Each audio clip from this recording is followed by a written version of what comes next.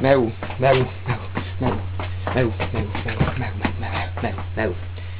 Dobri večer népen, úgy bizony. Most már egészen bizonyos, hogy ha nem is most tavasszal, de egy-két éven belül ki fog törni a harmadik világháború. Lehet ködülni, meg mit tudom én, a felső vezetés az nagyon jól tudja, hogy mi újság van.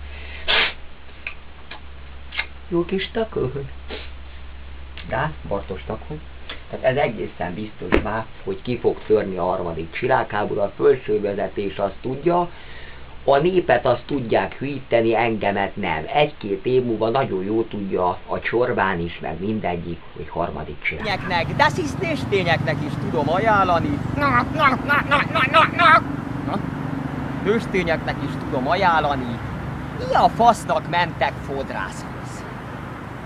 Kurva életbe. De mi a bicsának mentek fodrászhoz?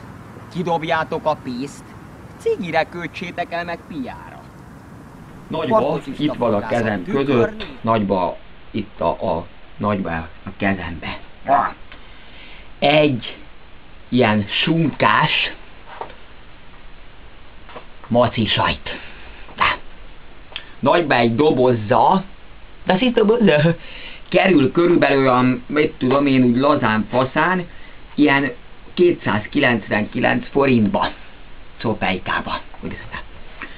Na most, ez eleve körülbelül ennek 50-60 forintnál ennek a sajtnak nem szabadna többbe kerülnie, mint körülbelül 50-60 forintba, amit megfizettetnek velünk, az nem más, mint ez a staniol, ez az ezüst fóliás csomagolás. Tehát ezt kell megfizetni meg a dobozt. Na most, azt gyűjtem erre rá, hogy ezt meg kell fizetni, tehát így basszák át a népet, mert különben mesztelenül is lehetne a sajt kint, mit tudom én, ugyanúgy, mint hogy a könyérnél a könyérpapírt is meg kell fizetni, vagy a bornál például a flakon, tehát van flakontdíj, meg ilyen fóliadíj, meg csomagolási díj. Az anyukra, ha ficsalát? Több pázom, mint ahogy a fűszársónál is meg kell fizetni, a csomagolást.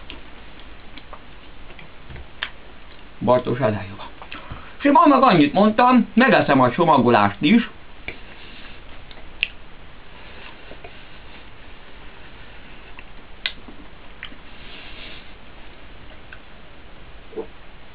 mert nem fogok